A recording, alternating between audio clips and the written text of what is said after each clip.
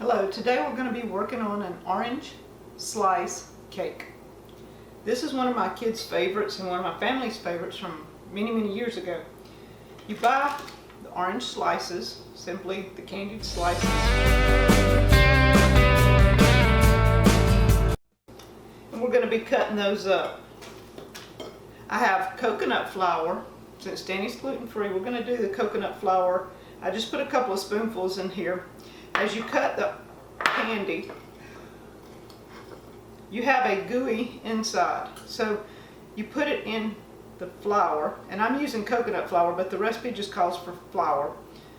But that keeps it from being gooey so it doesn't all stick together. And you just continue cutting them in the pieces that you want, and you see how sticky it will get. But you have to coat each one as you cut it. And then they'll just be in individual slices. And we're going to do this whole bag. Okay, the original recipe calls for dates. I'm not using dates. I'm going to use dried blueberries. I dried them, and when you add them back, they're going to be, they'll rehydrate. So it'd be basically the same thing. Then it calls for pecans or some sort of nuts, and it calls for coconut. And we're going to be cutting these slices up, and we're going to come back and show you how to put it all together and cook it.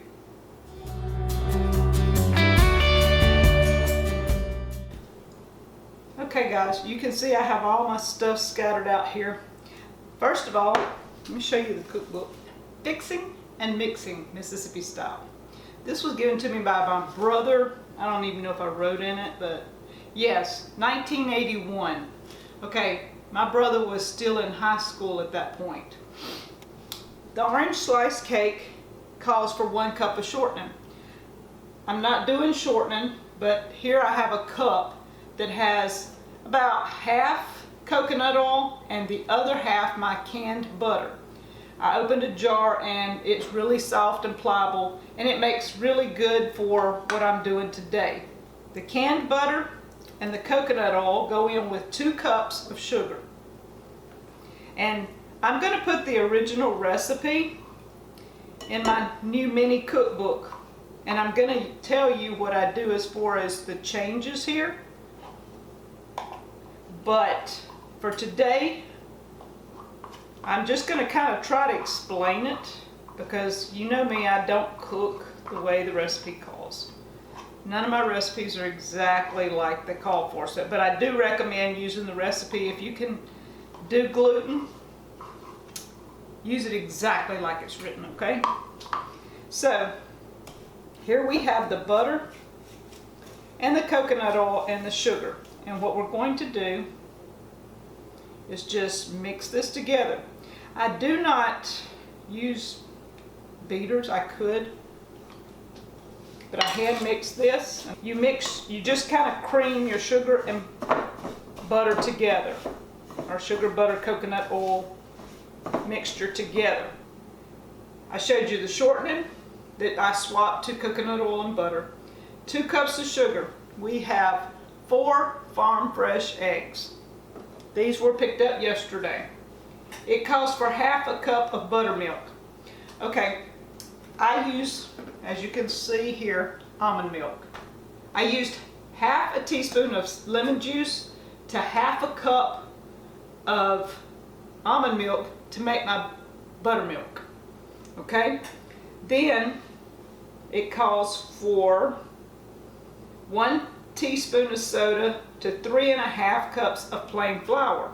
Okay, here I have my flour, but as you recall, I used about half a cup of coconut flour here coating this. Normally you would use 3.5 cups of plain flour, but a half a cup is used to coat your candy. The other 3 cups will go into your mix. Right here I have this Bob's Red Mill baking flour. I used 2.5 cups of Bob's Red Mill baking flour. Then I used the other half a cup that I separated in here is coconut flour. I know this is confusing. Y'all just follow the recipe. Because I'm having to change everything, it helps to have different flours in here. And I also added about a spoonful of tapioca flour into this mix too. That just kind of gives it a better holding power. All right, so we have the soda and the flour mixed up. I have a variety of flours here. It calls for 1 package of dates. As I told you before, we're not using dates. We're using my dried blueberries. I dehydrated them, and so and I would have had to cut dates up. I'd have been just like this here. I would have had to have cut dates up and coated them. The blueberries I'm going to coat with a little bit of this flour before we add it in. Then it calls for our orange candy, so I've got it. It calls for pecans. Here, I don't know if you can see it, but in the bottom, I have some pecan meal from Tanner's Pecans. Scratch Made Homestead brought us this pecan meal, and I have used it in everything. We coat meat, we add it to, we make cookies, we add it to whatever, any recipe that calls for pecans. So I added 2 tablespoons of pecan meal and then the rest of chopped pecans. Then it calls for coconut. So here I have regular coconut. If I could grow coconuts, you guys, I'd be growing coconuts. I love coconut. So now we're going to mix this together.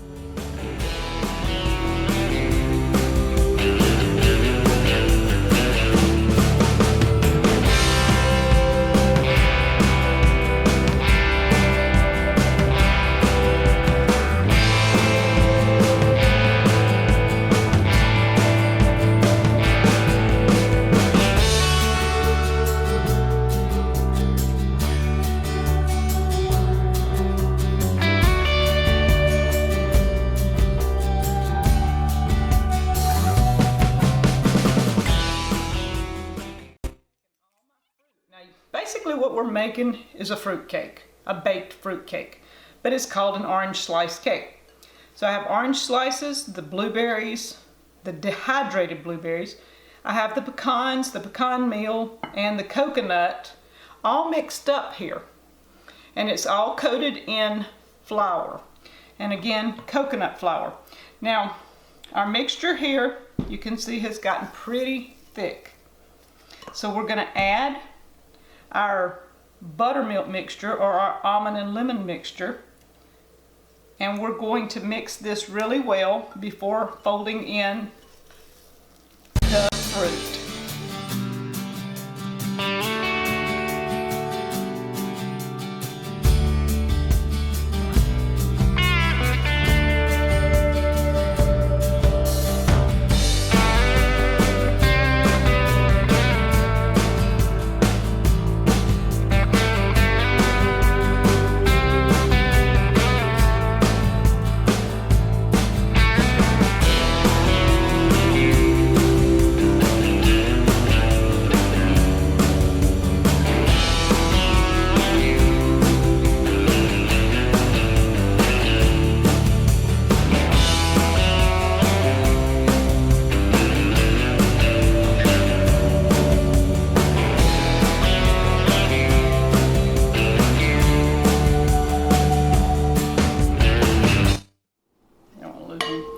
Y'all, this batter tastes really well, so I'm telling you, you don't have to worry about this. If you don't like traditional cakes, I'm telling you, you'd love this one. And I just kind of press it down so that we don't have air bubbles in there and stuff like that. I pray that it comes out really nice and clean when we get it. Usually have no problems with this cake, but I've never done it gluten-free, guys. So, and when you make a cake like this, there's always a mess, lots and lots of mess. So somebody has to wash dishes, because I don't have a dishwasher anymore. Danny turned that into a storage space when our dishwasher went out. So I hand wash dishes now. And I like it. It's not a big deal, but somebody has to wash dishes. Okay, this is the cake after we took it out of the oven. While it's still hot, and I've got it on a wire rack, You poke holes in the top, around.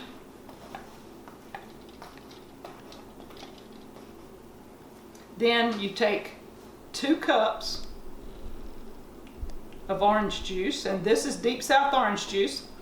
I have a spoonful of ground orange peels and 2 cups of confectionate sugar. We're going to mix this together and we're going to pour it over the top. It's going to stay in the pan and it's going to sit and cool, and this is going to absorb.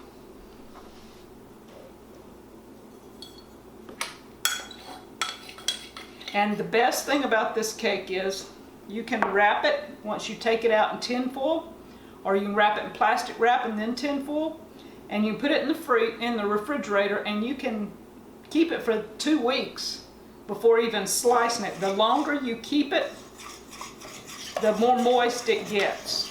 This moisture just absorbs and makes the best cake.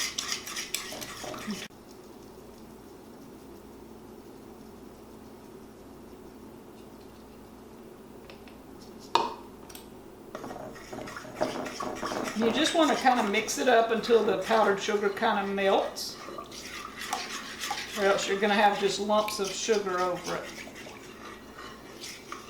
Okay, I have my mini whisk from Pampered Chef, and I just kind of whisk this in. You're going to have some small lumps, but it's not the sugar, it is the orange peel. And you just slowly pour it and let it cool. And this will sit and absorb into the cake and over the next couple hours.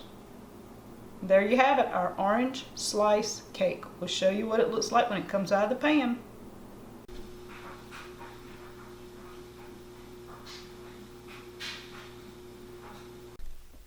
And here is my orange slice cake. We're gonna let it sit and absorb the juice a little while longer. But isn't that awesome? It's a beautiful, beautiful cake. You can see about where it's absorbed right there. You can see where it's absorbed. So it hasn't made it all the way to the bottom yet. So we're just gonna wrap this up later today and let it sit. This is our orange slice cake after it's been sitting in the refrigerator for 2 weeks. You can see it has the consistency of a fruit cake. It's a baked fruit cake. It's awesome. The orange, you have the orange peel shredded on the top. All the moisture is absorbed in. Orange candy cake. Thank you from Deep South Homestead.